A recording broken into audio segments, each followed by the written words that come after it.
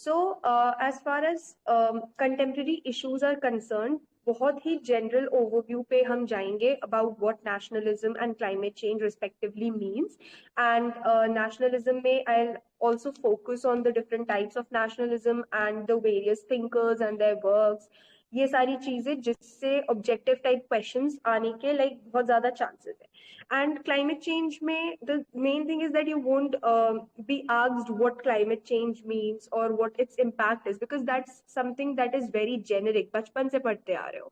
So what you will be asked is the major conventions and stuff. So it's basically stuff that you have to learn, right? So nationalism may I will help you with a bit of conceptual clarity that way, but climate change may you just have to learn when a particular agreement was signed and what that agreement said and when was it renewed, what were the goals and objectives that it sort of had in mind.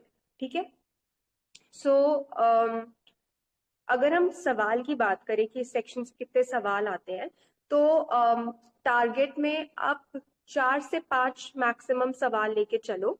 इससे ज्यादा contemporary issues से नहीं आते हैं. 4 से 5 भी is a long guess. I mean climate change वाले section से तो फिर भी you can sort of expect 1 or 2 questions, but nationalism का I've not seen पहले. ग्लोबल जस्टिस से भी आप 2-3 questions मान के चल सकते हो. So like we shall proceed आगे. So I'll begin with nationalism first because it's a bit dense that way, and then we'll proceed with climate change. Climate change में I'll just skim through stuff and you tell me जहाँ पे आपको समझ नहीं आती है. ठीक है? So let's begin with nationalism. If we go with the term nationalism, nationalism is an ideology. सबसे पहले किसी भी term के साथ लास्ट में अगर ism जुड़ जाता है तो वो ideology बन जाती है. तो nationalism एक ideology है. Nationalism as a term Johann Gottfried Herder ने कॉइन करी है. Johann Gottfried Herder, JO. आप नोट कर ले इसको, ये ऑब्जेक्टिव में आ सकता है. नेशनलिज्म का जो टर्म है वो Johann Gottfried Herder, JOHANN, Johann, GOTTFRIED, Gottfried, HERDER, Herder. उसने कॉइन करी है 1784 में. Okay, in his work Ideas for the Philosophy of the History of Humanity. Ideas for the Philosophy of the History of Humanity. Repeat again. Nationalism का जो term है, the term nationalism is coined by Johann Gottfried Herder in 1784 in his work Ideas for the Philosophy of the History of Humanity. Is it clear? सबने लिख लिया? हाँ, ठीक है.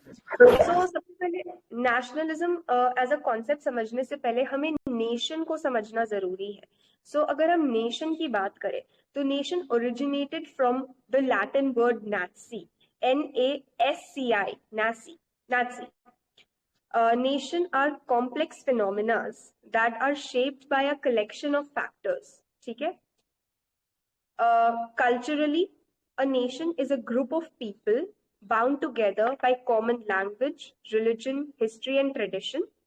Nations exhibit various levels of cultural heterogeneity. ठीक है? बहुत ही simple way में अगर हम सोचते हैं तो नेशन सिर्फ एक फैक्टर से नहीं बनती. It is like a very complex phenomena जिसपे overlapping factors are at play. तो अगर हम कल्चरली नेशन के टर्म को एनालाइज करें तो it is sort of a group of people जो कि साथ में रहते हैं because they have some common language, they identify to a common religion, they share a common history, they resonate with common rules, norms, traditions, etc. ठीक है? And Nations भले ही एक शेयर्ड कॉमन हिस्ट्री, लैंग्वेज और tradition से बन सकता है, but they can also exhibit various levels of cultural heterogeneity. इसका मतलब एक पर्टिकुलर नेशन में डाइवर्सिटी भी मिल सकती है। जैसे इंडियन नेशन में बहुत डाइवर्सिटी है, like people resonate with different languages, they follow different religion, caste है इतना, रीजन है, रीजनलिज्म है, but still they Indians share a common history, common past. इस वजह से they I may not identify like a nation, because बहुत contested concept है nation का, but still if we identify India as a nation, despite cultural heterogeneity, diversity, they identify as a nation because of their shared pasts and traditions. अगर हम politically analyze करें nation के concept को, तो a nation is a group of people who regard themselves as a natural political community expressed through the quest of sovereign statehood. अगर हम politically analyze करें nation के concept को, तो it is expressed as a sovereign state, जिसकी एक territory है, defined geographically defined territory है, एक पर्टिकुलर सेट ऑफ पॉपुलेशन है, एक गवर्नमेंट है और एक सॉवरन अथॉरिटी है in the form of government to take laws, to make laws और take decisions, policy decisions etcetera. अगर हम साइकोलॉजिकली एनालाइज करें द कॉन्सेप्ट ऑफ नेशन, तो a nation is a group of people distinguished by shared affection or loyalty in the form of patriotism.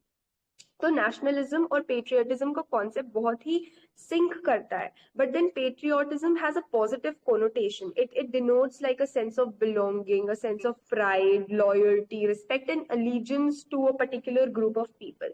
लेकिन nationalism आजकल के connotation में, आजकल के कॉन्टेक्स्ट में नेगेटिव कोनोटेशन उस पर काफी ज्यादा अटैच हो गया है, कैसे हम आगे एनालाइज करेंगे। Okay, so when if we move forward, तो ये चीज अब तक आई थिंक क्लियर हो जानी चाहिए कि नेशन को हम एक बहुत ही ज्यादा कॉम्प्लेक्स फिनोमेना है that can be analysed either culturally और पॉलिटिकली और psychologically as a group of people who belong to a particular like geographical territory and have certain shared norms, cultures, traditions, values, share a common language, history, past, etc. And they have a sense of belongingness with each other. Okay. लेकिन जो term है nation, it is just not restrictive. Nation का जो concept है वो state या ethnic groups की तरह रेस्ट्रिक्टिव नहीं है। And so when people confuse the concept of nation with terminologies like state, ethnic group etcetera, that becomes problematic because state is a very defined terminology in the sense कि state के चार characteristics, if a particular मतलब country has four character, if a particular area has four characteristics that makes it a state, it becomes a state, like government हो गई, एक territory हो गई, sovereignty है, population है, हाँ भाई state बन गया। लेकिन it takes much more than that to build a nation, to constitute a nation। ठीक है।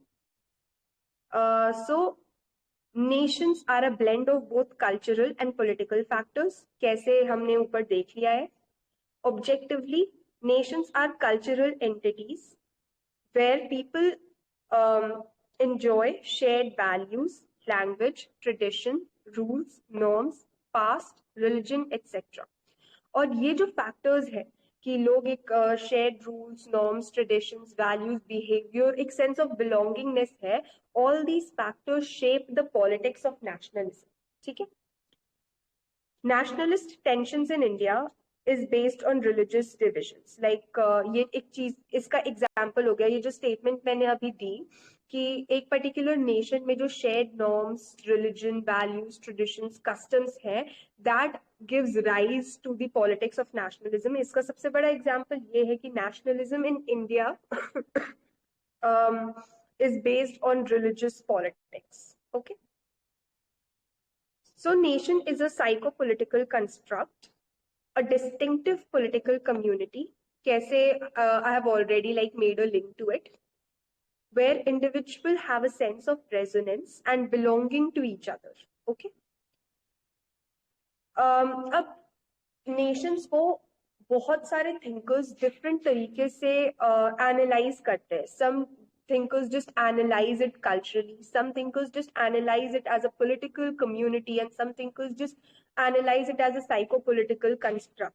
तो जितनी ज्यादा ways of analyzing है a nation, ways of analyzing a nation है, उतनी ज्यादा diverse nationalist traditions भी हैं. Okay, so different nationalist traditions arise because thinkers view nations in different ways. दो कॉन्ट्रास्टिंग वेज अभी हम पढ़ते हैं, उतना काफी होगा. एक है nation as a cultural community जो एथनिक टाइज और लॉयल्टी पे बेस्ड है. Like people there have ethnic strong ethnic ties with each other and they have loyalty to each other. Okay, and दूसरा is nation as a political community that is based on civil bonds between the citizens and the government and allegiance to the said government. यहाँ पे cultural और political, nation as a cultural community और nation as a political community में main difference ये है कि cultural community में ethnic ties, लोग कम्युनिटी में आपस में कैसे रहते हैं वो ज्यादा इम्पोर्टेंट है, आपस में लॉयल्टी ज्यादा इम्पोर्टेंट है rather than the allegiance to a said government or political authority. लेकिन nation as a political community में सिविल बॉन्ड्स और allegiance to a said government is more important than ethnic ties and loyalty amongst each other. ठीक है. Distinctive cultural and political forms of nationalism can be identified. Cultural nationalism emphasizes the regeneration of the nation as a distinctive civilization, ठीक है, based on a belief in the nation as a unique historical and organic whole. Basically यही कहते हैं कि nation का जो concept है वो हिस्टोरिकल है, it has existed since time immemorial, organic है. तो जो इंडिविजुअल्स है they have existed in that nation from a long time and they are constructed that way कि वो कहीं भी रहेंगे तो वैसे ही लोग ढूंढेंगे जो जिनसे वो रेजोनेट करते हैं. जैसे एक बहुत ही कॉमन कॉमन सेंस की बात है. अब आप बाहर ग्रेजुएशन डिफरेंट कॉलेजेस में you are graduating, many of you are like outstation students in particular universities, right? So जब भी आप यूनिवर्सिटी स्पेसेस में जाते हो अपने घर से 2000 किलोमीटर दूर या कुछ भी, तो आपके घर से या फिर सिर्फ आपके स्टेट से कोई आपको मिलता है तो you resonate with that person more, right? आप सोचते हैं कि वाओ, मतलब मेरे घर का कोई मिल गया, मेरे रीजन का कोई मिल गया, तो उससे वो अलग फीलिंग आती है. That is what we are talking about in cultural community का sense here. Political nationalism, on the other hand, recognizes the nation as a discrete political community and is thus linked with ideas such as sovereignty and self-determination. ठीक है, ये basically सिर्फ political terms पे है. Sovereign state होना चाहिए, allegiance होनी चाहिए गवर्नमेंट से, सेल्फ डिटर्मिनेशन होना चाहिए, नेशनल इंटरेस्ट्स को प्रिजर्व और प्रोटेक्ट करने का, एंड एक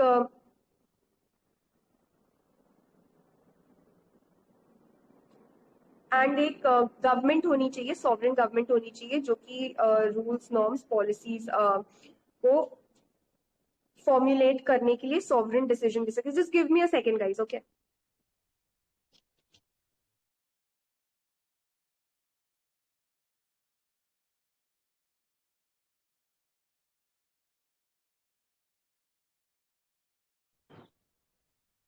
Can you all hear me like properly?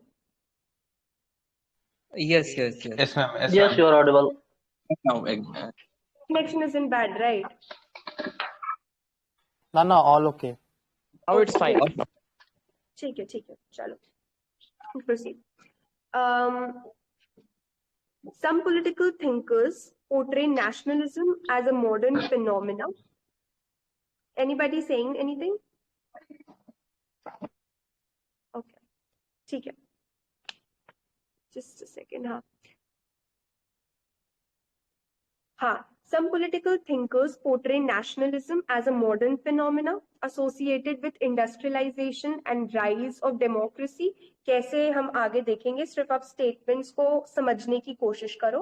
While others trace it back to pre-modern ethnic loyalties and identities. Okay. The character of nationalism has varied considerably and has been influenced by both the historical circumstances in which it has arisen and the political causes to which it has been attached. ठीक है?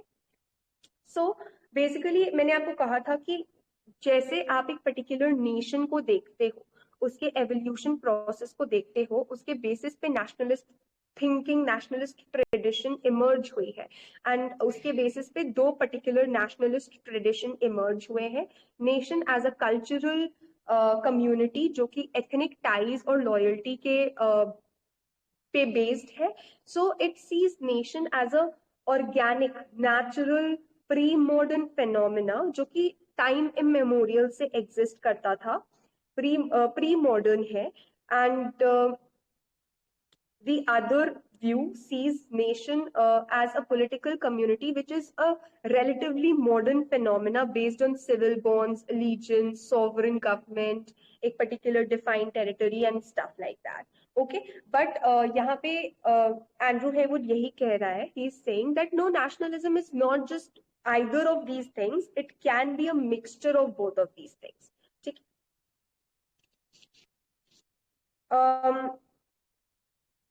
Father Johann Gottfried Herder, जिसका नाम मैंने आपको ऊपर दिया था, he is also known as father of cultural nationalism. ठीक है, he is a German thinker, 18th century में काम करता था. He is the father of cultural nationalism.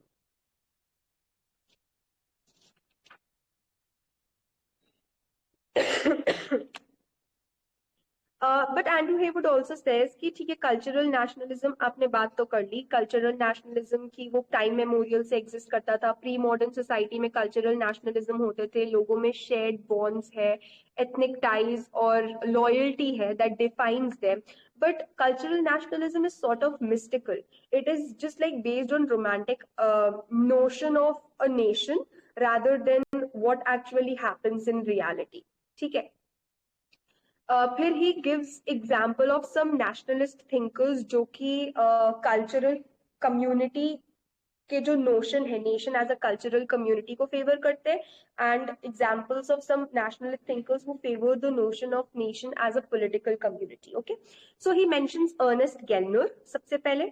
Ernest Gellner is a really big name nationalist tradition में. And he says Ernest Gellner links modernization and nationalism. कि जैसे modernization, industrialization की वजह से modernization और urbanization आया, वैसे ही nationalist sentiments arise हुए. Like India can be a very good example in that context. So he says Ernest Gellner is a proponent, can be a proponent of cultural nationalism because he has linked nationalism, emergence of nationalism to modernization. But this view is criticized by Anthony Smith in his work, The Ethnic Origins of Nations, published in 1986. आप note करते जाओ, I'll share my notes with you also, but आप note करते जाओ तो उससे आपको clarity ज़्यादा मिलेगी. And I'm not going into great nuances of this stuff because nationalism is something that you'll be reading in comparative politics at post graduate level in much more detail, और ये बहुत ज्यादा कॉम्प्लेक्स है. So I am just like giving you the hint of it so that you make sense of what people are saying rather than just mugging up stuff. But इतने nuances में अभी जाने की जरूरत नहीं है, you will be dealing with it. Ernest Gellner linked modernization and nationalism. This view was criticized by Gellner's view was criticized by Anthony Smith in his work The Ethnic Origins of Nation, published in 1986. According to Anthony Smith, ethnicity is the precursor to nationalism. Smith खुद cultural community tradition से आ रहा है, and he says instead of linking modernization to the emergence of nationalism, you should link ethnicity or ethnic ties as the precursor to the emergence of nationalism. Cool. Now एक और objective type question के लिए I just made this difference. So there is this thinker called Friedrich Meinecke. Friedrich Meinecke. FRIEDRICH. Frederick Meineck. MEINECKE. Frederick Meineck. He has differentiated between cultural nations and political nations. ठीक है? Anybody wants to say anything? I can like here somebody has switched on their mic. If you have any doubt, you can just like. Anthony D Smith की book का नाम क्या था? Anthony Smith की book का नाम? Anthony D Smith की book का नाम जिसने क्रिटिसाइज किया था गैलनर को. हाँ. The Ethnic Origins of Nations. Ethnic Origins of Nations, 1986. Okay. So आगे बढ़ते हैं. Nations as political community पे आते हैं. Nations as political community based on civil bonds or allegiances like citizenship is based on allegiances like citizenship rather than shared ties. ये तो मैंने difference अभी already बता दिया था. It's just like a repetition of what I said earlier. And Rousseau, like nation as a political community can be traced back in the writings of Rousseau. ठीक है? Rousseau is known as the father of modern nationalism in that sense. Because the idea of nationalism as a modern phenomena, political nationalism, is expressed in his idea of popular sovereignty and general will. So Rousseau is the father of modern nationalism, political nationalism, expressed in his ideas of popular sovereignty and general will. French Revolution is the greatest example of political nationalism coming to forefront, because French nationalism embodied the creation. It had a vision of a nation governing itself on the basis of the principles of equality, liberty, and fraternity. ठीक है? The idea that nations are political, not ethnic communities, has been supported by many thinkers on nationalism, like Eric Hobsbawm. अब यहाँ पे हमने देख लिया ऊपर Ernest Gellner और Anthony Smith belonged to nations as cultural community वाला tradition, although they both didn't agree on what factors like contributed to the rise of nationalism, because Ernest Gellner mentioned modernization and Smith said nahi bhai, ethnic ties is more important. But they both belonged to that notion, right? Nation as cultural community. When we talk about nation as political community, we mention Eric Hobsbawm and Benedict Anderson. ठीक है? Benedict Anderson और Eric Hobsbawm भी, they are saying that okay, nations are political communities, but what make those political communities are like slightly different factors. तो यहाँ पे वो दोनों भी थोड़ा सा एक दूसरे से differ करेंगे. But then the general umbrella factor stands that nations political communities है rather than ethnic communities. So Eric Hobsbawm says nations as invented traditions. Hobsbawm पे सवाल पूछा जा सकता है. Hobsbawm पे सवाल आता है. Nations are invented traditions. Nationalism creates nation, not the other way round. ठीक है? Benedict Anderson, nations as imagined community. Mental image of he just says कि Eric Hobsbawm ये बोल रहा है कि nations are invented traditions, क्योंकि जो nationalism का concept है, common rules, norms, shared values, traditions है, वो nation को बनाते हैं. ऐसा नहीं है कि nation पहले बन गया और फिर nationalism का concept आया, जैसे nations as cultural communities बोला जाता है. Nations as cultural communities वाले यही propagate करते हैं कि एक नेशन टाइम मेमोरियल से एग्जिस्ट था, लोग उसमें बाद में आए और लोग वैसे कंस्ट्रक्टेड है कि वो अपने साथ वाले लोगों को इकट्ठा करके कम्युनिटी बनाना प्रेफर करते हैं. लेकिन नेशन पहले से वहीं पे था. ठीक है? ऑर्गेनिक है, नेचुरल है, वो बनाया नहीं गया, इट एग्जिस्टेड. सो उस वे में नेशंस क्रिएटेड नेशनलिज्म. लेकिन nations as a political community में ये कहा जा रहा है कि नेशनलिज्म ने नेशंस को क्रिएट किया है, बिकॉज लोगों के बीच में एक शेयर ट्रेडिशंस, पॉलिटिकल कम्युनिटी में जब लोग रहते थे तब वहां पे शेयर ट्रेडिशंस, कस्टम्स वगैरह होने पे ही नेशंस इवॉल्व हुआ है. Okay. And Benedict Anderson gives nation, says nation is like an imagined community, because हमारे पास एक नेशन की मेंटल इमेज है, but it is not a genuine community. It is based on common identity, and hence face to face interaction बहुत ज़्यादा ज़रूरी है for people to be a part of that community. I hope like the distinction was clear in this sense, because ये थोड़ा सा complex part है. The rest part is like very easy. यहाँ तक सब चीज समझ आ गई?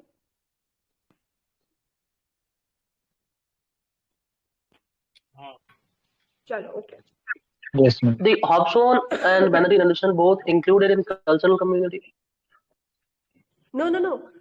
They are both included in political community, but they are just saying कि जो factors है, जो nations को बनाता है, it differs. Like जैसे अर्नेस्ट गेलनर और एंथनी स्मिथ भी नेशंस एज कल्चरल कम्युनिटी से थे, बट गेलनर कह रहा है कि मॉडर्नाइजेशन की वजह से नेशनलिज्म का इमर्जेंस होता है, और एंथनी स्मिथ उसकी बात काट के ये कह रहा है कि नहीं, नेशनलिज्म मॉडर्नाइजेशन की वजह से नहीं आता, एथनिसिटी की वजह से आता है.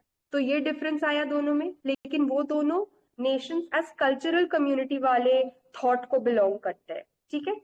एरिक हॉब्सबॉम और Benedict Anderson nations as political community वाले ट्रेडिशन को बिलोंग करते हैं.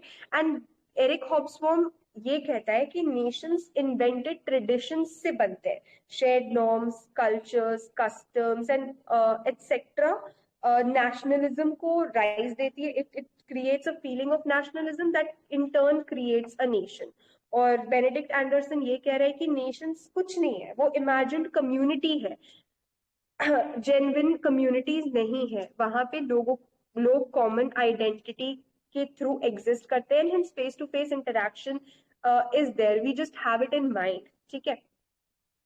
सो डिफरेंस क्लियर हुआ? Yeah,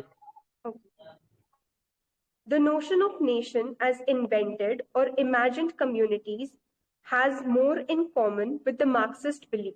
ठीक है. कैसे? Nationalism as a species of bourgeois ideology. Marxist tradition views nationalism as a species of bourgeois ideology कि जो capitalist class uses nationalism. It uses the nationalism, concept of nationalism as a tool to avert the threat of social revolution. ठीक है. They prefer they use the tool of nationalism to give more importance to national loyalty rather than class solidarity, जिसके वजह से जो proletariats है वो कभी भी एक strong class की तरह unite नहीं हो पाए और social revolution नहीं लेकर आ पाए.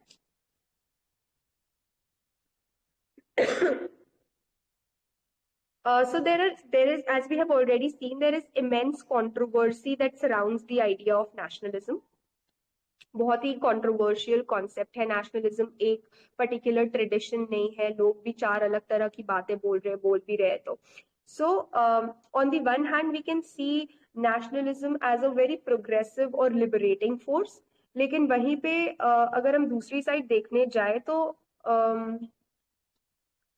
nationalism is also a very irrational or reactionary force that allows political leaders to conduct policies of military expansion and war in the name of the nation.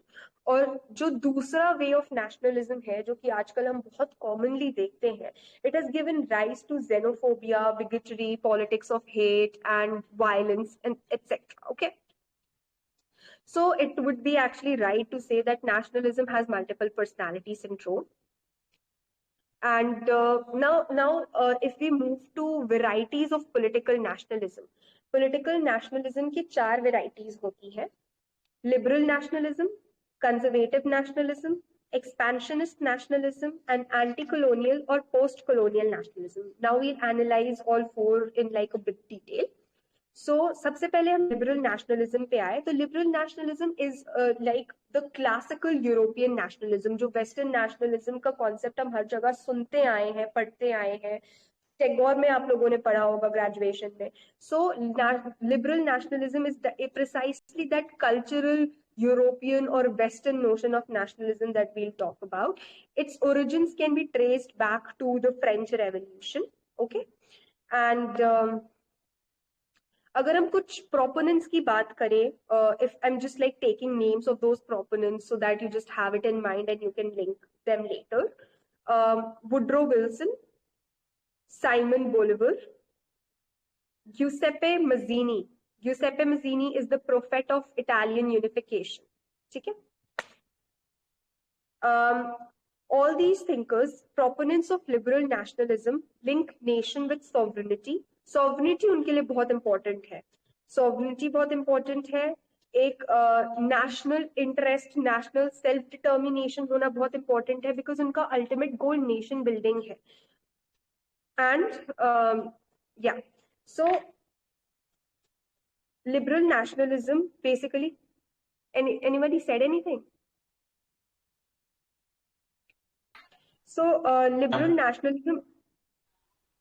Yeah. Can you repeat the prominent thinkers of liberal nationalism? Okay. Woodrow Wilson, Simon Bolivar, Bolivar, Simon Bolivar, Giuseppe Mazzini, Guiseppe,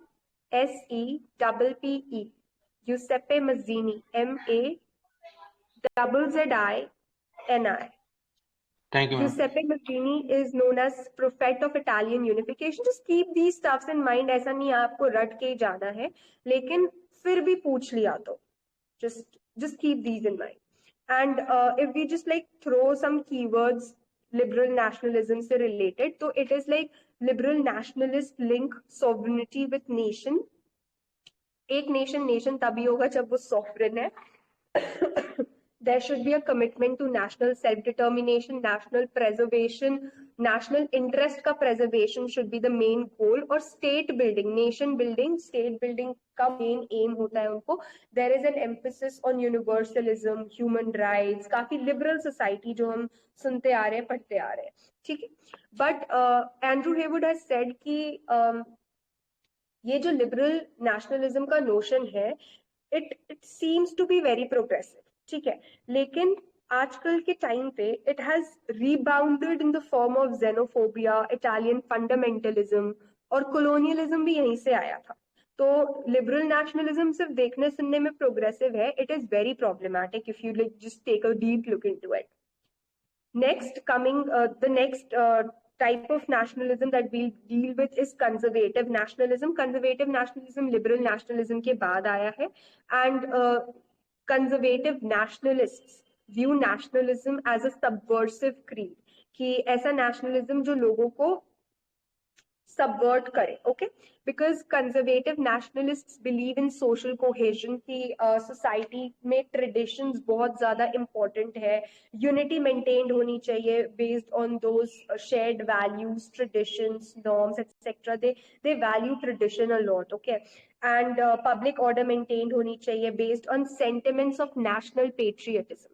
So conservative nationalists, if I repeat again, is concerned with principles of social cohesion and public order based on the sentiment of national patriotism. They value traditions a lot. And when I take the name of the proponents, so you can link them with what conservative nationalism actually means. जैसे Benjamin Disraeli हो गए, Bismarck हो गए, Otto von Bismarck, and Margaret Thatcher, Ronald Reagan, ये सारे बड़े नाम है of conservative nationalist. So Margaret Thatcher और रोनाल्ड रीगन की जो पॉलिसीज थी, आप जिन्होंने उनके बारे में पढ़ा है या सुना है, वो डेफिनेटली रिलेट कर सकते हैं कि कैसे वो कंजर्वेटिव नेशनलिस्ट रहे हैं, because they were like very much committed to restore the traditions, the values that the British and American society had eventually lost, okay, through their policies. So that, and they believed in nation as an organic entity and security and common identity. They believed that security and common identity. Quest for achieving common identity forces individual to become member of a national community. ठीक है. एक difference है liberal और conservative nationalism में. Liberal nationalism nation building को अपना गोल लेके चलता है. It emerges to sort of achieve the goal of nation building. लेकिन conservative nationalism takes place in already established nation states. ठीक है. Next, expansionist nationalism. Expansionist nationalism, as the name suggests, this form of nationalism is characterized by aggressive militaristic expansionist policies. ठीक है. This type of nationalism stands in sharp contrast with the liberal form of nationalism that believes in equal rights and national self-determination and stuff like that. So, expansionist nationalism emerged in late 19th century as European powers indulged in the scramble for Africa in the national glory and their place in the sun. So जैसे जैसे colonisation का drive शुरू हुआ, quest शुरू हुआ, वैसे वैसे expansionist nationalism began because for colonizers that way, the main thing that they wanted was to accumulate wealth, and उसके लिए वो कुछ भी करे, military policies and anything by any method, hook by crook, उनको सिर्फ they wanted to acquire more and more land, culturally rich, diverse land, resources अच्छा हो, economically बहुत ही viable हो. They just wanted to achieve that, और उसके basis उस रास्ते में जो भी आता था, they were adequate enough to deal with that. So the really good examples of such form of nationalism was Germany, Japan, and Italy during the Second World War, we can see. And such nationalism arises from a sentiment of intense, hysterical nationalist enthusiasm called integral nationalism. Expansionist nationalism is influenced by integral nationalism. Integral nationalism बहुत ही intense, hysterical form of nationalism है, जो कि बहुत ही problematic है. You can just relate why. And integral nationalism का जो concept है, it was termed by French nationalist Charles Maurras, Charles, Charles Maurras, Maurras. Integral nationalism influenced expansionist nationalism. Integral nationalism का जो term है, it was coined by French nationalist Charles Maurras. ठीक है. Now coming to the last type of nationalism, it is anti-colonial or post-colonial nationalism. So anti-colonial or post-colonial nationalism is basically the nationalist sentiments that emerged during struggle against colonialism, or during the process of decolonization, third world countries mein especially.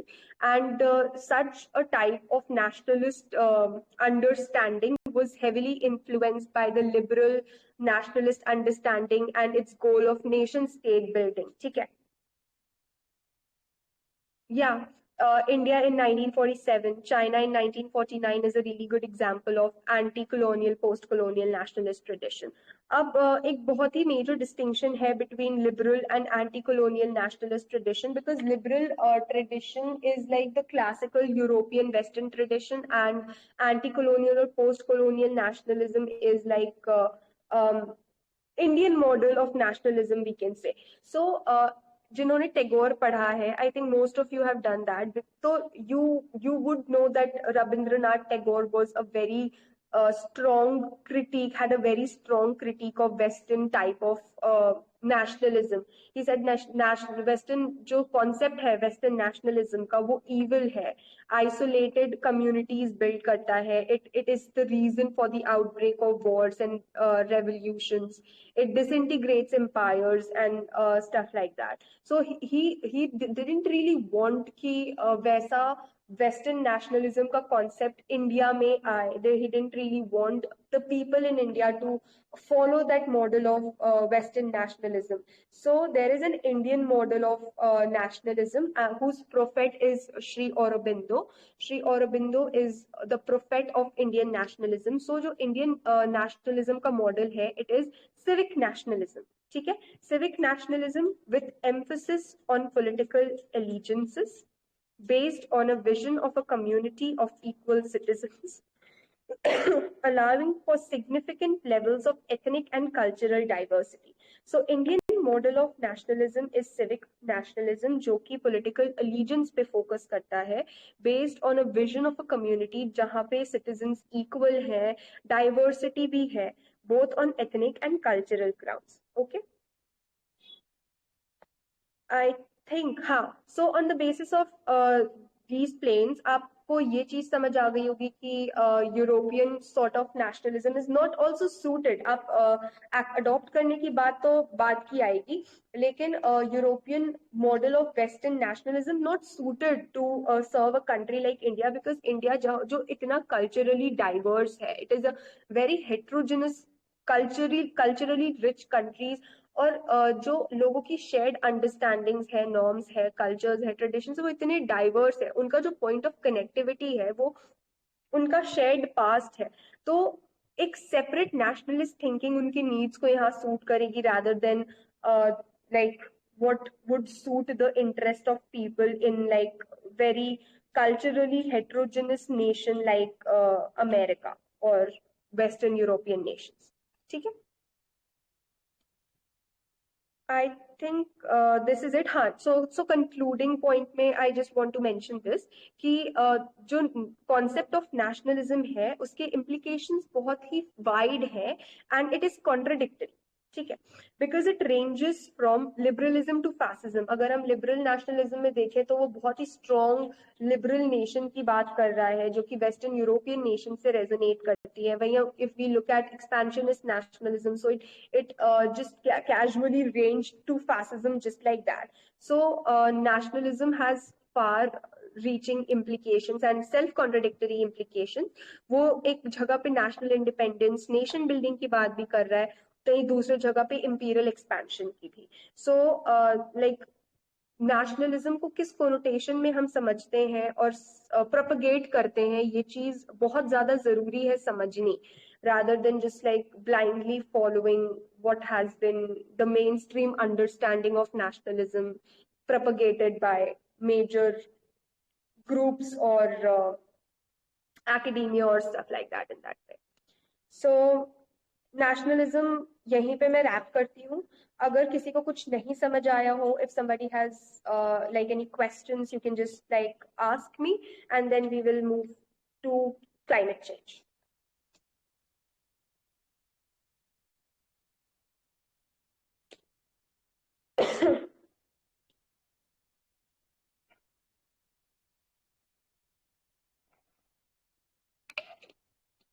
कोई सवाल नहीं है किसी का?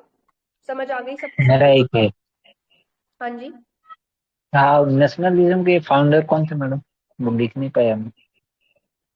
और nationalism उनका का जो वो टर्म है, it was coined by Johann Gottfried हर्डर.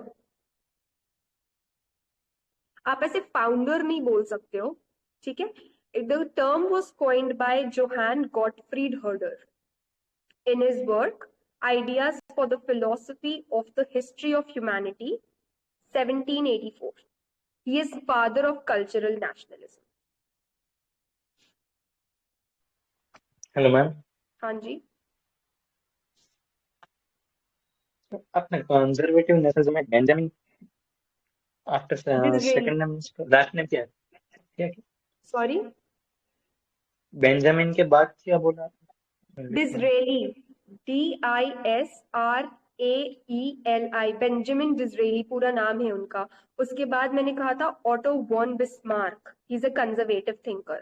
Auto von Bismarck, BISMARCK. Margaret Thatcher, Ronald Reagan. Okay, thank you.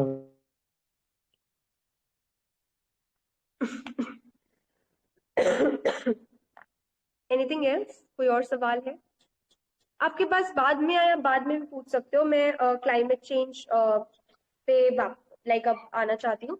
So as far as climate change is, Apart from yeah, the nationalist thoughts or nationalism in European countries, I was asking, apart from the yeah, nationalist thoughts or nationalism of the European thinkers, do we have to read the nationalism or the nationalist thinkers of Indian, like the Tagore, Gandhi's views on nationalism?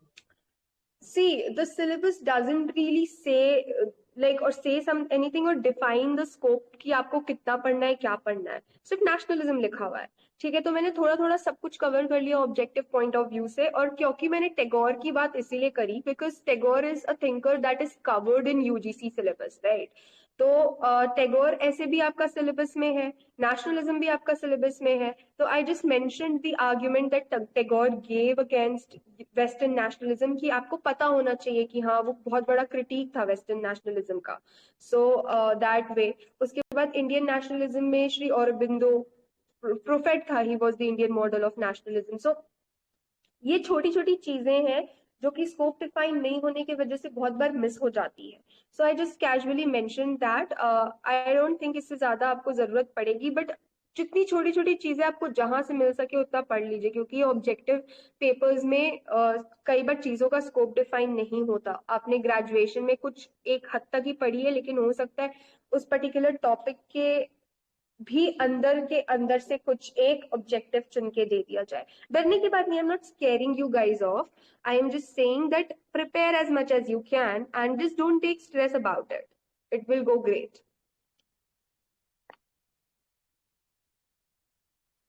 Okay. या किसी और का कोई सवाल है? मैं आगे बढ़ू, climate change करवाऊं?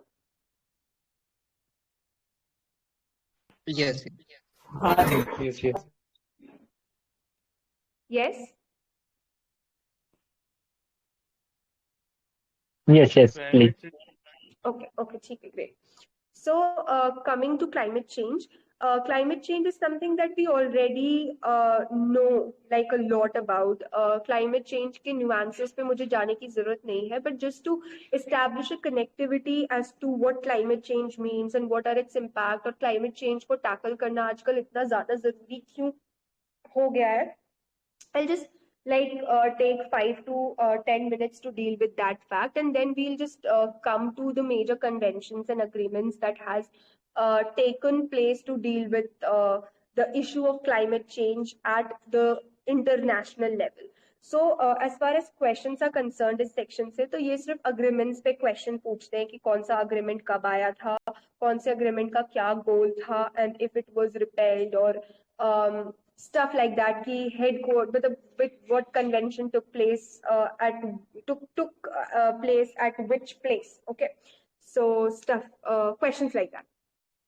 So yeah, I'll just skim through it. Conceptual clarity और understanding की इसमें कोई जरूरत नहीं है, आपको already पता है climate change क्या है. So I'll just read it out. I'll just go very slow. अगर आपको कहीं पे कुछ भी सवाल आता है, कोई भी statement नहीं समझ आती, तो आप मुझसे पूछ सकते हो. There is a mounting global consensus that climate change is putting a stress on the growth trajectory of nations worldwide, with evident economic, social, and environmental implications. According to the World Economic Forum's Global Risks Report 2020, the top 5 risks over the coming decade in terms of likelihood are all climate related, including human-made environmental disasters, climate action failure, natural disasters, biodiversity loss, and extreme weather. The Nobel Prize for Economics in 2018, William D. Nordhaus and Paul Romer was awarded for integrating climate change into long-term macroeconomic analysis. Okay. While the world is grappling with the challenges posed by climate change, developing economies like India are particularly vulnerable. Now, just like a general overview of what is climate change. Climate change refers to long-term shifts in temperature and weather patterns. These shifts may be natural as such as through variations in social cycle. But since the 1800s, human activities have been the main driver of climate change, primarily due to burning fossil fuels like coal, oil, and gas. Increasing temperatures caused by climate change are accelerating the melting of ice, which raises sea levels and leads to flooding and erosion. Okay बहुत ही general understanding है greenhouse gases का emission काफी ज्यादा बढ़ गया है through human practices like increase industrialisation over consumption waste management ढंग से नहीं है there is like dumping of sea waste erosion soil erosion and stuff like that जिसके वजह से पॉल्यूशन डिफरेंट पॉल्यूशंस की वजह से ग्रीन हाउस गैस का एमिशन बहुत ज्यादा बढ़ गया है ग्लोबल वार्मिंग हो गई है and global warming has led to global warming has led to climate change and climate change की वजह से earth का temperature is slightly increasing polar caps melt हो रहे हैं and it in turn affects like the soil quality जिसकी वजह से productivity कम हो रही है नेचुरल डिजास्टर्स के अकरेंसेस बहुत ज्यादा बढ़ गए हैं जहां पे जिस एरिया में अच्छी खासी बारिश होती थी अब वहां पे ड्रॉट आ रहे हैं जिस एरिया में ड्रॉट जनरल पैटर्न वाज कि फेमीन्स आए ड्रॉट्स आए वहां पे हैवी रेनफॉल हो रही है वी आर विटनेसिंग बेमौसम बरसात हो रही है हर टाइम पे and like rainfall is not normal level it just happens कि सब जगह वाटर लॉगिंग हो रही है फ्लड्स हो रहे हैं क्रॉप बेस पे जा रहे हैं तो this is not normal and we should recognize where we are headed to and take adequate steps to deal with it. Okay. Such a vastness of climate conditions. India has India has a vast climate conditions. The climate of India is quite diversified in nature, from the Himalayan crown to the flat beaches. Okay. So, such a vastness of climatic condition has always benefited India. India has one of the largest densities of economic activity in the world. But climate change के वजह से weather patterns less predictable हो रहे हैं. Less predictable weather patterns के वजह से there is uncertainties about monsoonal changes. The fact that I just mentioned, बारिश का farmers can't really predict कि कब अच्छी बारिश होगी कब अच्छी बारिश नहीं होगी तो that has greatly affected the crop yield. Okay.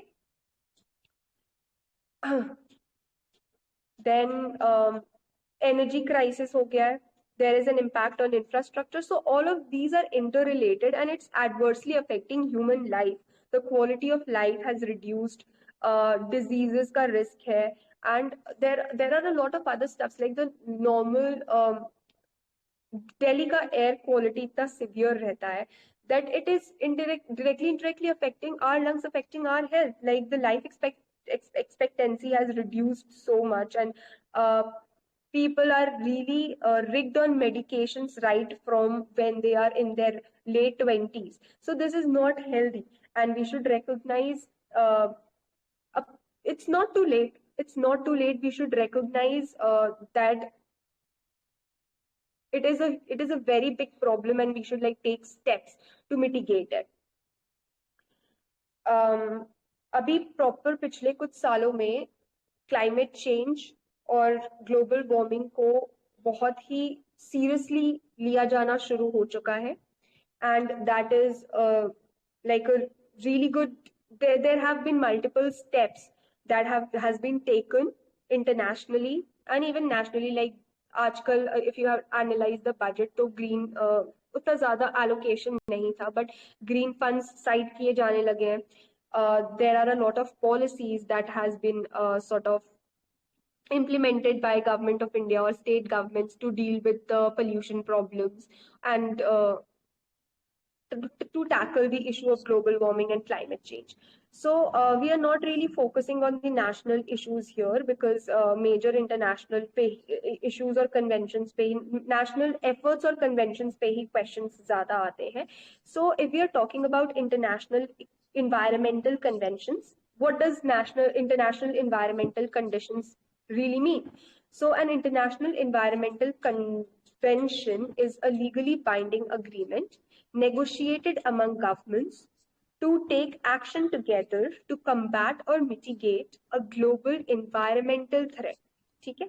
Reaching an agreement to take such action among sovereign nations with diverse interests is no small feat. As I told you, negotiations hona like day before yesterday when we discussed group theory. So I told you na कि when different parties have diverged interest, negotiations hona बहुत ज़्यादा मुश्किल है because each party, each group will look after their own interest only. So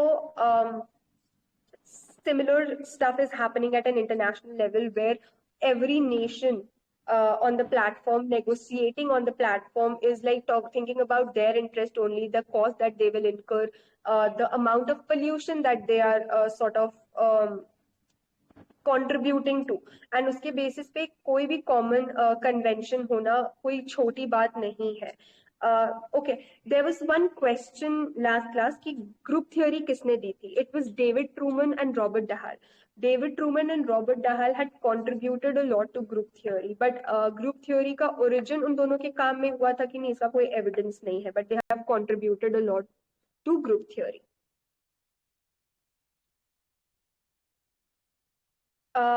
In recent decades, international environmental conventions have proliferated to address international environmental concerns at the global and regional level. अब ये conventions की हमें क्या जरूरत है? ये तो like I've already mentioned a lot of points, but then just repeating and reiterating those things, it is like the issue of climate change बहुत ज़्यादा ही grievous issue है that demands immediate consideration, and since there isn't like a proper negotiation among countries, because जैसे the third world countries है वो कम pollution में contribute करती है as compared to developed industrialized nations like America, okay, but जब हम equal cost sharing की बात करते हैं to tackle the problems of like climate change, तो these countries say कि we are not really in that position to afford इतना ज़्यादा cost to tackle climate change, and the developed countries should like take more I'm not really getting the word. Developed countries को ज़्यादा contribute करना चाहिए to develop to tackle the issues of climate change. तो इसमें एक दोनों grounds नहीं मिल पाता. जैसे यहाँ पे मेन डिबेट क्या है अगर आप लोग जानना चाहे तो.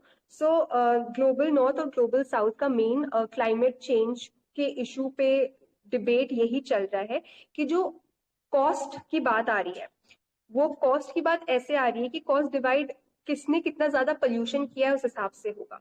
तो डेवलप्ड कंट्रीज आर सेइंग कि अभी के हिसाब से सबसे ज्यादा pollution third world developing countries की तरफ से आ रहा है, and we have developed countries हमने ऐसा मैकेनिज्म बना लिया जिसकी वजह से we are really able to cut down अपने लेवल्स ऑफ पोल्यूशन को. तो हम क्यों ज्यादा कॉस्ट इनकर करें as compared to third world countries? Equal cutting पे cost होना चाहिए to tackle climate change. वही third world countries का ये position है कि हम इस position में ही नहीं है कि हम afford कर पाए इतने ज़्यादा amount of funds that is needed to tackle climate change and global warming का issue. और ये डेवलप्ड कंट्रीज ने तो अभी जाकर फंड्स यूटिलाइज करके ऐसे मैकेनिज्म बनाए हैं जिसकी वजह से वो पोल्यूशन कंट्रोल्ड रेट में कर पा रहे हैं. पहले जब दे वर लाइक कोलोनाइजर्स, तब जब उन्होंने पोल्यूशन किया, that is also sort of culminated to the scenario we are experiencing today, right? तो तब का इशू कौन कंसिडरेशन में लेगा? So that is the main debate that we are facing. तो एक नेगोशिएशन और कन्वेंशंस होना बहुत ज्यादा जरूरी है, and that is why it's know small deal की बहुत सारे कन्वेंशंस आए, दो इट इज लाइक फेल भी हुए, कुछ गोल्स भी फुलफिल नहीं हो पाई कन्वेंशंस की, बट स्टिल ये चीज रिकॉग्नाइज्ड है कि हाँ सूनर और लेटर इस इशू को डील करना बहुत ज्यादा जरूरी है. ठीक है. सो कन्वेंशंस, ऐसे कन्वेंशन जरूरी क्यों होते हैं? Because they provide a more cost effective they provide a more cost effective platform than unilateral action. अगर कोई अकेला कॉस्ट क्लाइमेट चेंज को हैंडल करने जाए तो उसके पास ना कॉस्ट है, and like he can't really do that, right? But मिल के कॉस्ट को बांट के अगर क्लाइमेट चेंज के साथ डील किया जाए तो it is more cost effective and more sort of it will have a huge impact. So it will prevent parties from competing with each other definitely, because they will negotiate, they will come on a common agreement अगर convention बन रहा है to deal with to deal with climate change. The convention provides a platform to discuss interconnections and take actions to prevent the negative impacts of climate change. ठीक है. अगर हम कुछ conventions की बात करें, now we are looking directly at conventions on climate change. ये तो अभी थियोरेटिकल पार्ट था, that is not really important from the CUET point of view. जो अब मैं बोलने वाली हूँ, like I am just like skimming through the conventions and everything, उसमें समझाने का कुछ नहीं है. It is all stuff that you have to learn. It is all material that you have to learn, and I'll be sharing all those articles that I am referring to, and it is very updated. आज तक का, जब से शुरू हुआ है तब से आज तक का सब कुछ मेंशन है इसमें, तो आप इसी को पढ़ लीजिएगा, इसी को आप याद कर लीजिएगा, इतना मोर देन इनफ होगा. और अगर आपको भी मेंशन, आपको नोट्स बनाने हैं, आपको लिखना है, तो मैं स्लो जाऊंगी and you can just ask me to repeat whenever you feel like. So सबसे पहला है United Nations Framework Convention on climate Change, UNFCCC. United Nations Framework Convention on Climate Change.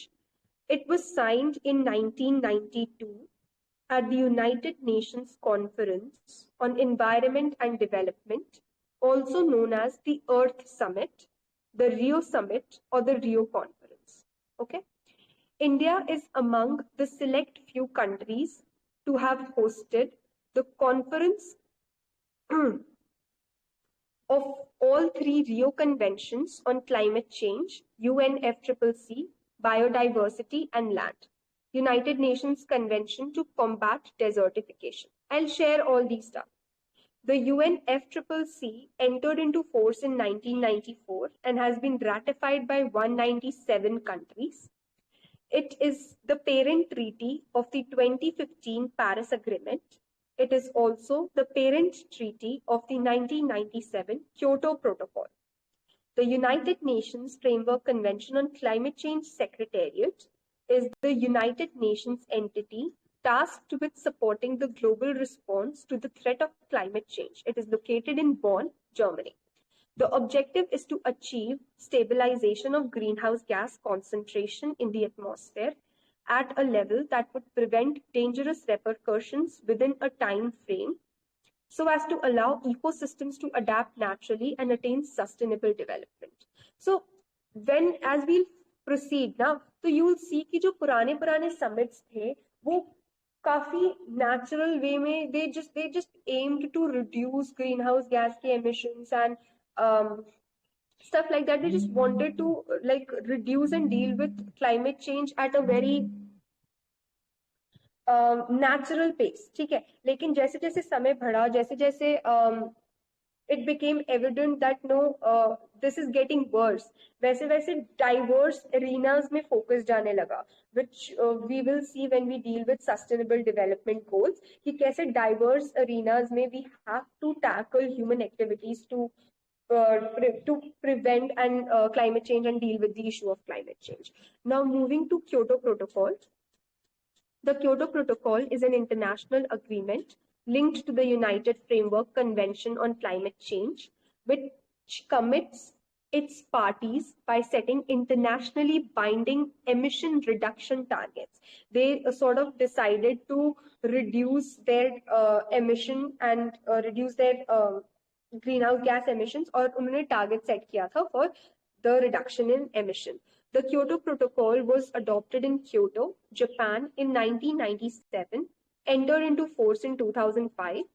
It recognized that developed countries are principally responsible for the current high levels of greenhouse gas emissions in the atmosphere as a result of more than 150 years of industrial activity. As I like explained it to you before setting the premise only, na, कि यही debate है. Third world countries are saying that developed countries ने already अपने development phase में बहुत pollution कर लिया है. Now, when they develop mechanisms, to tackle pollution that way, so they can't really, it's not really justified if they demand कि equal cost sharing हो, because अब developing countries उस development के phase में है, तो they are contributing to more greenhouse gas emissions. That is not fair, right? So yeah, the detailed rules for the implementation of the protocol were adopted at COP7 in Marrakesh in 2001 and are referred to as the Marrakesh Accords. Kyoto Protocol Phase 1 2005 से 2012 तक चला था, gave the target of cutting down emissions by 5%. Phase 2 2013 से Phase 2020 तक चला था, gave the target of reducing by at least 8% by the industrialized countries. Okay. Now moving to Paris Agreement. अभी तक हमने दो डील किया, United Nations Framework Convention of Climate Change. It is the parent convention. उसी के under Paris agreement भी आएगा, उसी के अंदर क्योटो प्रोटोकॉल भी आएगा. क्योटो प्रोटोकॉल क्योटो जापान में साइन हुआ था 1997 में. 2005 से इम्प्लीमेंट होना शुरू हुआ. दो फेज में इम्प्लीमेंट हुए थे 2005 से लेके 2012 तक, जिसमें 5% कार्बन एमिशन रिडक्शन का टारगेट कंट्रीज ने सेट किया था. और फेज 2 में जो 2013 से लेके 2020 तक था, जिसमें 13% लिमिट सेट किया गया था for by the industrialised countries. अब we are moving forward to Paris agreement. Paris agreement also known as Conference of Parties 21, COP. अच्छा, COP का full form is Conference for Parties 21. Conference of Parties 7 came under Kyoto Protocol. Okay.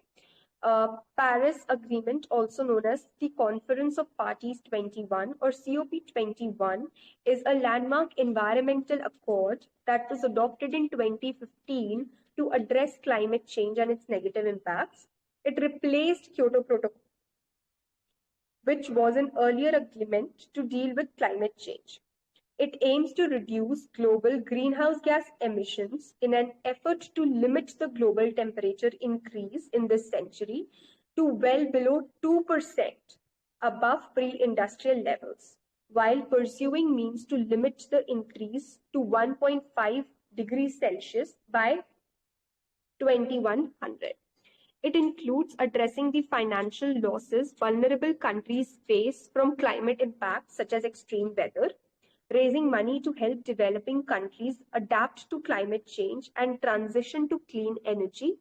This part of the deal has been made non-legally binding. Kyoto Protocol legally binding था. Paris agreement का ये जो part है to like set up funds, it's not legally binding on developed countries. Okay. And Paris Agreement is sort of revolutionary in that way क्योंकि इन्होंने ना ही ये recognize किया क्योंकि there is a need to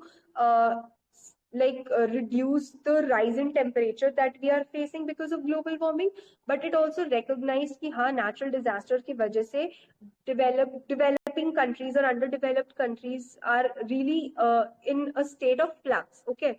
And they need help to sort of re-establish themselves. ऐसा कोई भी periodic episode होता है तो, and hence funds should be set up to help such a country in need whenever such a case arises. Before the convention started, more than 180 countries had submitted pledges to cut their carbon emissions, intended nationally determined contribution, INDCs बोलते हैं. The INDCs were recognized under the agreement but are not legally binding, as I said.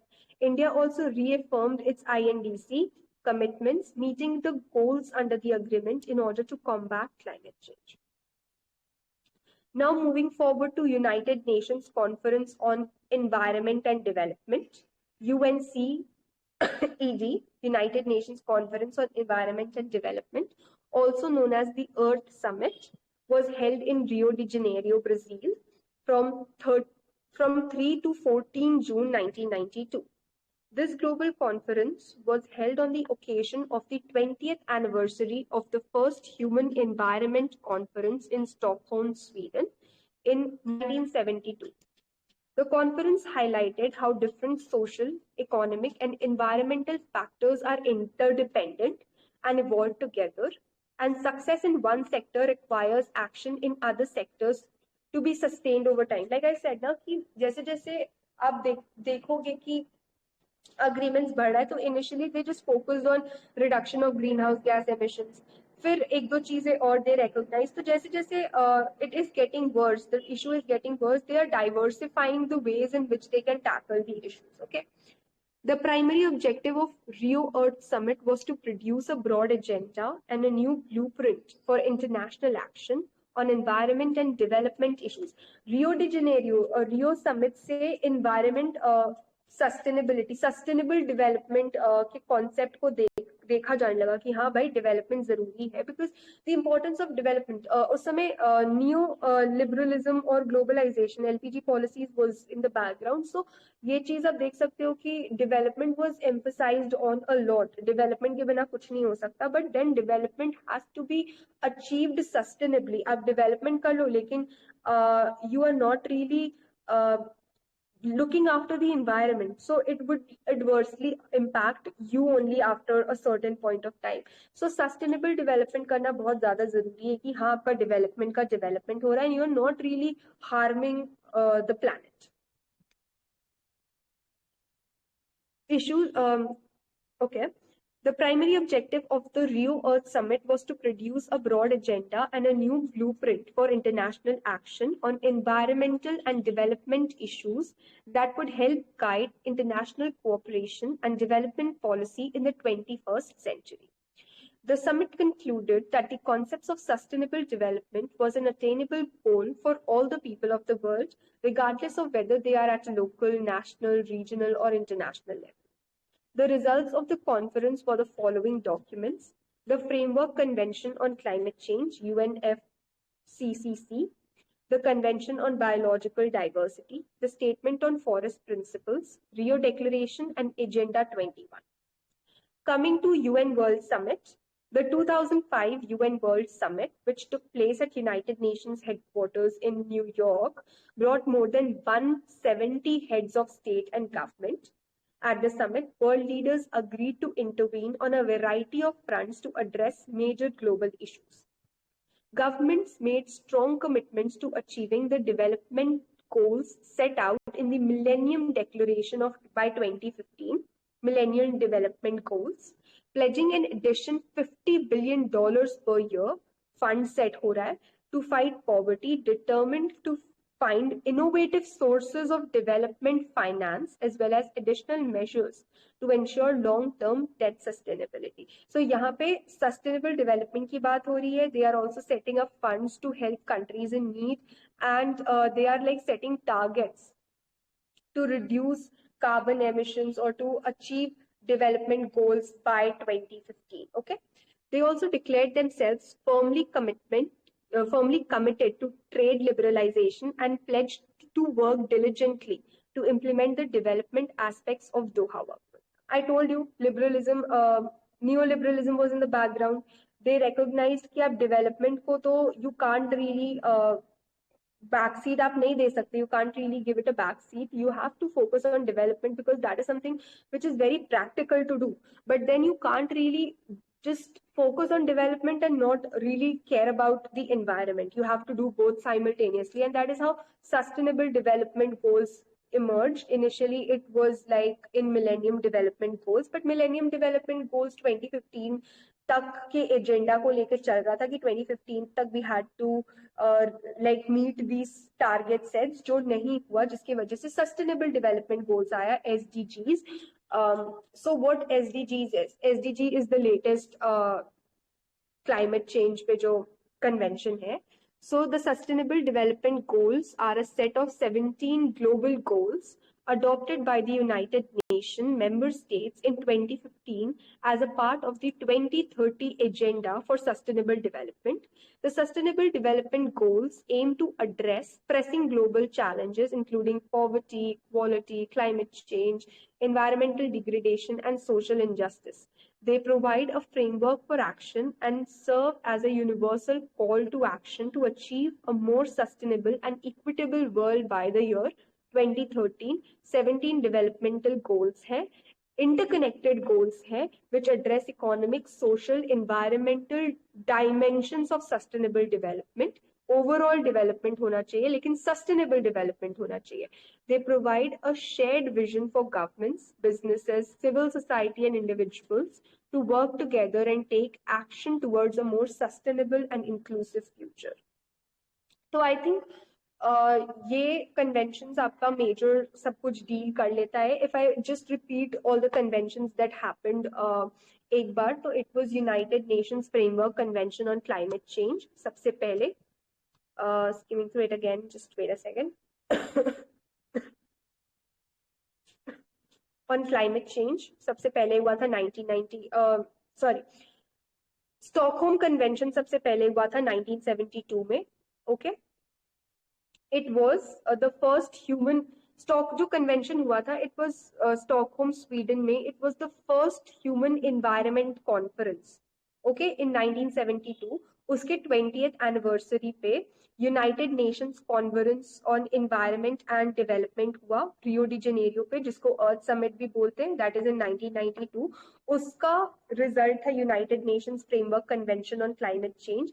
That is a parent policy. उस parent policy का दो सब policy थी. That was Kyoto protocol 1997. दो phases में initiate हुआ, 2005 to 2012, 2013 to 2020. पेरिस अग्रीमेंट जो 2015 में साइन हुआ.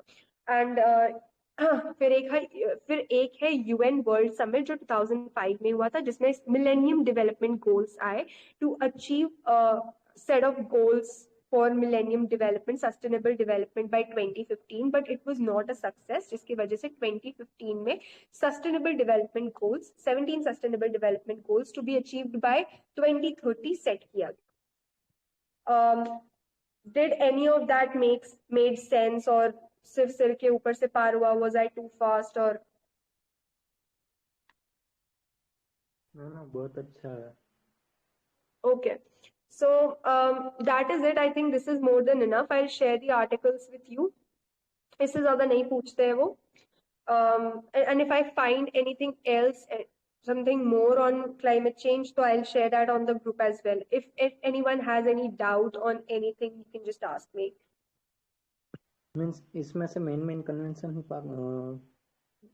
हाँ, जैसे मैंने आपको कहा कि थ्योरी की आपको जरूरत नहीं है. थ्योरी तो बस मैंने एक ग्राउंड सेट करने के लिए आपको बता दी थी. वो आपको ऑलरेडी पता है. You are just like dealing with that since high school. So you just have to focus on the conventions that I mentioned, जो कि स्टॉकहोम स्वीडन से शुरू हुआ था 1972 में. आप उसको एक टाइमलाइन के हिसाब से समझोगे तो बहुत जल्दी याद हो जाएगी. जैसे सबसे पहला जो ह्यूमन एनवायरनमेंट कॉन्फ्रेंस हुआ था वो 1972 में हुआ था स्टॉकहोम स्वीडन में. फिर उसके 20 साल के बाद 1992 में रियो डी जेनेरियो में अर्थ समिट हुआ था. दैट गेव यूनाइटेड नेशंस, जिसको बोलते हैं United Nations convention on environment and development. उसका रिजल्ट आया, United Nations Framework Convention on climate change बना. उसके दो सब पॉलिसी है. ओके, एक है क्योटो प्रोटोकॉल और एक है पेरिस अग्रीमेंट. क्योटो प्रोटोकॉल 1997 में साइन हुआ था. दो फेजेस में इंप्लीमेंट हुआ, एक 2005 से लेकर 2012 तक, दूसरा 2013 से लेकर 2020 तक. पेरिस अग्रीमेंट 2015 में साइन हुआ था. फिर एक पैरेलल चल रहे यूएन वर्ल्ड समिट जो 2005 में हुआ था, जिसमें एमडीजीज अडॉप्ट किए गए थे टू बी अचीव्ड बाय 2015, लेकिन वैसा नहीं हुआ, जिसके वजह से 2015 में sustainable development goals 17 goals adopt किए गए टू बी अचीव्ड टिल 2030. तो ये पूरा टाइमलाइन की तरह आप समझो तो तुरंत याद हो जाएगा. Okay, thank you ma'am. Okay ma'am, कौन से थीम में बेस्ड था वो थोड़ा बता देंगे तो? जैसे क्योटो प्रोटोकॉल कौन सा थीम में बेस्ड था? एक क्वेश्चन आता है दिस. जी हाँ, एक क्वेश्चन आता है कि जैसे Kyoto protocol is based on which theme, और what is the theme of the Kyoto protocol, means main objective. आप ऑप्शंस बोल पाएंगे? Sorry ma'am, I don't have the question right now. Okay, just send that question on the group and I can like look into it because theme तो ऐसे I have not really just analyzed it anywhere. But if अगर theme की बात से ये हो रहा है कि ऑब्जेक्टिव क्या था क्योटो प्रोटोकॉल का, तो objective was to reduce the carbon emissions. First phase में 5% से, सेकंड फेज में 13% से. That is the theme if you are asking about the objective or the goal that it set. Thank you ma'am. बाकी आप एक बार सवाल भेज दीजिएगा and then I'll see कि वो exactly पूछ क्या रहा है. Okay ma'am. हाँ. Anything else? समझ आई ना क्लास दोनों कॉन्सेप्ट्स, नेशनलिज्म और climate change? Yes ma'am, yes. Okay. हाँ जी.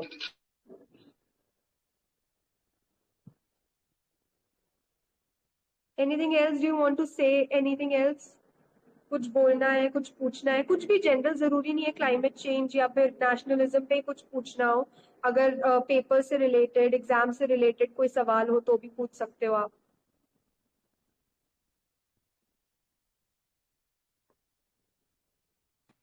आई हैव 2 क्वेश्चन, बट मुझे 2 मिनट दीजिए. आपकी आवाज कट गई थी, आप थोड़ा आप जोर से वापस बोलोगे? मेरे PYQ से रिगार्डिंग 2 क्वेश्चन है. मुझे 2 मिनट दीजिए, मैं PYQ देख लेता हूँ. Didi, I have a question. Hmm. It's not question, just a doubt. Like in most of the cases or in paper, do they ask regarding the dates, or it could whether is it regarding the any conferences or any goals in the most of the times in the paper, or या they do. जैसे एक proper date आपसे नहीं पूछेगा कि आप 5 अगस्त 2020 ऐसे नहीं पूछेगा, but they can ask you definitely the year की कौन सा अग्रीमेंट किस ईयर में साइन हुआ था. एंड जैसे like they can ask you to match, right? कि 4 कन्वेंशंस है, 4 गोल्स दे दिए जाएंगे and you just have to match कि कौन सा convention talked about which goal first. या फिर 4 कन्वेंशंस दे दिए जाएंगे, 4 डेट दे दिए जाएंगे, you have to match. 4 conventions दे दिए जाएंगे, 4 जगहें दे दी जाएंगी जहां जहां वो कन्वेंशंस हुए थे, तो you have to match. okay? Thank you. या Sorry, ma'am, it was not on that climate change. It was on that SARC. I had read that. The question was the theme of the 17th SARC summit was. या तो SAARC तो देखो, SAARC summits जो होते हैं उसका हर साल एक थीम सेट होता है जिसपे सार्क मेंबर्स काम करना चाहेंगे, तो वो हर साल चेंज होता रहता है. तो that is why they set like that theme. Country SAARC summit कहाँ पे होगी और क्या थीम पे वो बात करेंगे, वो हर साल सार्क मेंबर्स डिसाइड करते हैं before they held that, they keep that conference. Thank you, ma'am. या What we can do is we can upload a small video on recent IR का और जो political issues हैं, तो वो एक हम अलग वीडियो डाल देंगे YouTube चैनल पे. ठीक है, तो वो हो जाएगा. सार्क की थीम जैसे इस बार पूछ सकती है, G20 की थीम क्योंकि इंडिया में हुआ था, तो इस चीजों पे हम वो कर लेंगे. G20 बहुत इंपॉर्टेंट होगा. लाइक G20, सार्क, एशियन, ये सारी जितने भी इम्पोर्टेंट कन्वेंशन से छोटे छोटे साउथ ईस्ट एशियन कन्वेंशन नहीं, ऑर्गेनाइजेशन से ये अपकमिंग बहुत ज्यादा इम्पोर्टेंट है पेपर के पॉइंट ऑफ व्यू से. क्वेश्चंस आते हैं सार्क पे, आसियान पे, G20 पे भी मुझे लगता है एक बार क्वेश्चन आएगा बिकॉज इंडिया में G20 हुआ है इस बार. सो इस बारे में आप पढ़ सकते हैं. हम ऐसे जैसे सचिन ने कहा वीडियो डाल देंगे, बट देन दृष्टि IAS का सोर्स मुझे काफी सही लगता है. अप टू डेट इंफॉर्मेशन रहती है इन सभी ऑर्गेनाइजेशंस के बारे में, यूरोपियन यूनियन के बारे में पढ़ सकते हो आप वहां से. तो ये सारी चीजें आप वहां से पढ़ के जस्ट एक साइड में आप प्रिपेयर करके रखो ना. IR में इफ दे आस्क, एक read is more than enough to answer objective type questions ये सारी चीजों पे. मैम मैंने क्वेश्चन फाइंड आउट हाँ कर हाँ, लिया। मैं क्वेश्चन बोल स्पीक कर दूं। कॉन्ट्रडिक्शन आप इज थोड़ा द जोर से कोर। बोलोगे, आपकी आवाज बहुत ज्यादा दब के आ रही है, समझ नहीं आ रही ओके, मुझे। Am I audible clear? या okay. Contradiction as the cause of revolution is associated with Marxist theory of revolution or Maoist theory of revolution.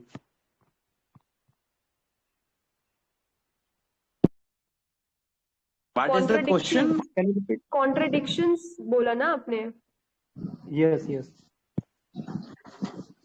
So Contradiction. basically, I think, हाँ सचिन बोलिए। you want to reply? You can, and then I will. एक बार आप question फिर से repeat कर दीजिए। Okay, no problem. Contradiction as the cause of revolution is associated with Marxist theory of revolution or Maoist theory of revolution. I think Actually, I would do that. I would do that thing. It would be. I would do that in this ideology वाला chapter, and that's why I'm taking this. क्योंकि आपके syllabus में ideologies mention नहीं है, but there is a slight difference between classical Marxism, then neo-Marxism, and then Maoism. तो जो contradiction का जो idea है ना, वो ज्यादा से ज्यादा repeat होगा Maoism में. So Maoism would talk about contradiction again and again, this continuous revolution they would talk about. So वो जो है वो Maoist में आएगा. Basically even Marxist theory भी talks about contradiction, that Marx, हम जब Marx किए थे तो internal contradiction की बात हम किए थे, जब Marx किए थे तब. But इसका आंसर Maoist होगा अगर Mao दे रखा है तो. ठीक है. ओके, थैंक यू सचिन भाई। और दूसरा क्वेश्चन ये था कि आपने रिसेंटली कहा कि सार्क और दूसरे जितनी और ग्लोबल ऑर्गेनाइजेशन से उससे करंट रिलेटेड भी क्वेश्चन आते हैं, करंट से मिक्स्ड होके? बहुत ज्यादा क्वेश्चंस नहीं आते हैं करंट से रिलेटेड, बट देन हाँ आते हैं। जैसे सार्क पे भी कुछ क्वेश्चंस पूछ लिए जाते हैं, लाइक सार्क, जैसे एक क्वेश्चन था कि अफगानिस्तान सार्क का मेंबर कब बना, तो 2005। सो ऐसे क्वेश्चंस आते हैं, तो आप पढ़ लीजिए, बेटर रहेगा। और ऑब्जेक्टिव्स पढ़ लीजिए, कॉन्फ्रेंसेस कब कहाँ हुए थे, क्या एम है, कंट्रीज क्या है, और ये सारी चीजें। एक सिंपल रीड, जैसे मैंने कहा था, आप अगर सार्क दृष्टि IS, आसियान दृष्टि IS सिर्फ एक डाल के देखिए, गूगल सर्च करके देखिए, पूरा का पूरा आपका शुरुआत से सार्क की शुरुआत से लेके सबसे रीसेंट कॉन्फ्रेंस तक सारे डिटेल्स आ जाएंगे, उतना काफी है। Okay, thank you. या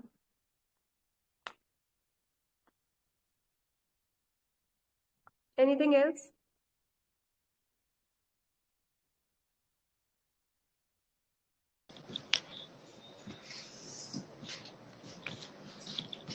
हेलो, हाँ जी। Yes ma'am, there is a question. उसमें मतलब एक क्वोट लिखा हुआ है, और वो मतलब ऐसे तो क्वेश्चन सब डिफिकल्टी होते हैं, अगर आपकी मालूमात में हो तो आप बताएं। जोर से बोलिए ना, आपकी आवाज अच्छे से नहीं आ रही। मैम मैं कह रहा हूँ, देयर इज अ क्वोट, मतलब उसमें लिखा हुआ है, who of the following held that concept of power should be banished from the study of international politics. तो ये क्वेश्चन है, उसमें ऑप्शन दे रखे हैं AFK Organski, 2 William Riker, 3 Arnold Wolfers, 4 Kenneth Waltz. आपकी आवाज कट गई। आप ये क्वेश्चन ग्रुप पे डाल दो ना, मैं देख के रिप्लाई कर दूंगी। आवाज कट गई है। ओके। पावर क्या बोला? इंटरनेशनल रिलेशंस, पावर मैंने 2 सुना टॉपिक, और फिर केनेथ वॉल्ट सुना मैंने सीधे। मैम मैं दोबारा बोलूं? ग्रुप पे डाल दो आप, मैं अभी रिप्लाई करती हूँ देख के। चलो ठीक है, मैं डाल दूँ। And in the court based question usually आप ना ये कोर्ट पे जाने की ट्राई मत कीजिए। आप शायद, मुझे जहां तक कोर्ट समझ में आया, I could not see example, मुझे आपको ऑप्शन समझ में नहीं आए, बट इट्स मतलब पावर के ऊपर बात हो रही है और उस पावर को कौन ज्यादा क्रिटिसाइज करता है। तो आप वो जो 4 ऑप्शन है उनमें जाके देखिए कि पावर के खिलाफ कौन है, है ना, कि पावर वाले आइडिया पे। तो you would not able to remember हर बंदे का कोट, तो try to do in that way, ठीक है। No. And you can post your question in the group. We would reply and how to approach that kind of question. सबसे ज्यादा important होता है ट्रेडिशन देखना कि कोई थिंकर किस ट्रेडिशन से आ रहा है। तो जैसे अभी सचिन ने कहा कि सारे कोट्स याद नहीं रहते हैं, सारे काम याद नहीं रहते, तो अगर आपको सिर्फ थिंकर का नाम और वो किस ट्रेडिशन में किस पर्टिकुलर फील्ड में ज्यादा काम करता है वो समझ आ रहा है, वो आपने अपने दिमाग में बिठा लिए, तो आप बहुत सारे सवाल के जवाब दे सकते हो। वो सबसे ज्यादा जरूरी है।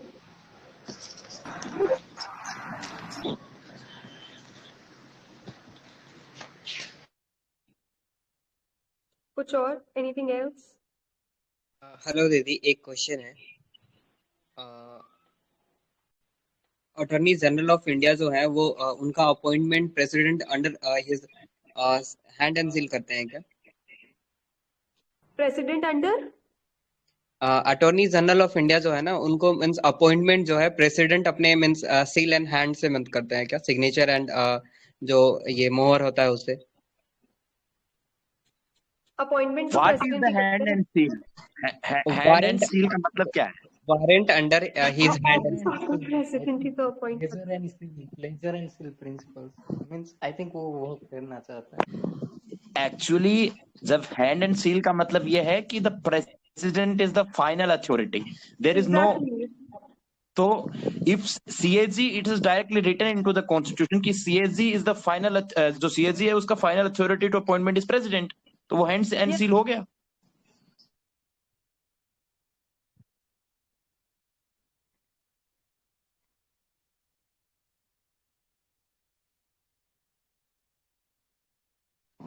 The office of the president is the final authority most appointments के। I mean, yeah, वो तो basic premise जाएगा ना, basic premise change नहीं होती कीवर्ड से। इंडियन डेमोक्रेसी में वेबेरियन लीगल सॉवरेनिटी पे बेस्ड है ना power. So the position is in the office. It's not vested in any person. It's vested in the office. So that office has the power to appoint the CAG, the Comptroller and Auditor General of India. So definitely. दीदी attorney general of India control Attorney General of India. Sorry, Attorney General of India. Comptroller and Auditor General को भी President only appoints, right?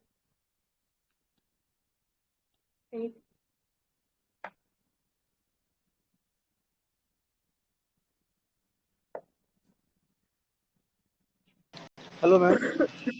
हाँ हाँ ma'am ये Sinatra doctrine बताएंगे? हाँ Sinatra doctrine, Sinatra doctrine. क्या बोला था आपने? Sinatra doctrine? Sinatra doctrine.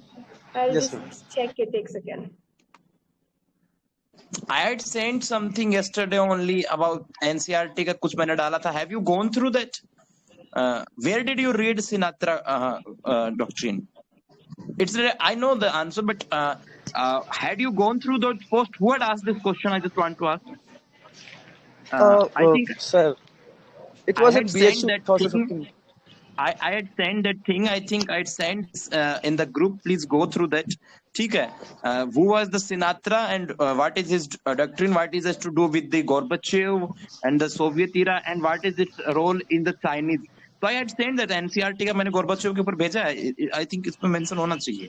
और ये चाइना के कॉन्टेक्स्ट में आज यूज करते हैं, but it is Soviet. Soviet origin. Okay sir. थोड़ा बहुत तो खुद पढ़ना पड़ेगा ना, थोड़ा बहुत खुद इनिशिएटिव लेनी पड़ेगी पढ़ने के लिए। You have to go through the materials yourself. You can't really like expect कि हम सारी चीजें आपको ऐसे नोट्स में चीजों में समराइज करके दे दे कि लो सिर्फ ये वाला 5 लाइन 10 लाइन पढ़ के just mug up and write and come. You have to थोड़ा सा take like make efforts yourself. Okay, so Sinatra doctrine, as Sachin had already said, is like a Soviet foreign policy under Mikhail Gorbachev. Mikhail Gorbachev के अंदर ये Soviet foreign policy है जो कि Warsaw Pact के members को, Warsaw Pact 1955 में बनी थी सोवियत यूनियन में ही, सोवियत यूनियन की मिलिट्री अलायंस है against the North Atlantic Treaty Organization for allowing member states of the Warsaw Pact to determine their own internal affairs. It's just that. तो इसका नाम सिनात्रा डॉक्ट्रिन इसलिए पड़ा because it was popularised by Frank Sinatra. The Soviet Union was basically allowing the states to go their own way. Like internal affairs का decision खुद से लेने के लिए allow कर दिया था in that military organization that is Warsaw Pact. Thank you so much. Yeah.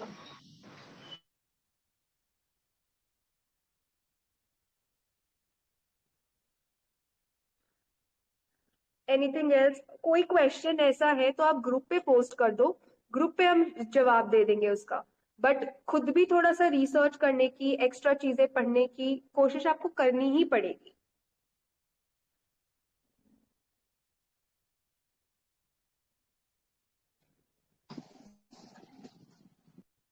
So I think we should bind up today's. Yeah. If there is further question. Okay, so thank you so much, guys. It was a great experience teaching you. This is like my last class, and Sachin would take tomorrow's class, and then we would bind up with this initiative. So it was a great experience, and I hope I could really had fulfilled the expectations that were from me today regarding this class and everything. So all the best with your preparations, all the best with your exams. अच्छे से देना, tension लेने की जरूरत नहीं है, सब अच्छा होगा. And hope to see you all, most of you all in JNU. चलो, bye bye. Very inspiring, ma'am. Thank you. Thank you. Bye bye. Thank you very much.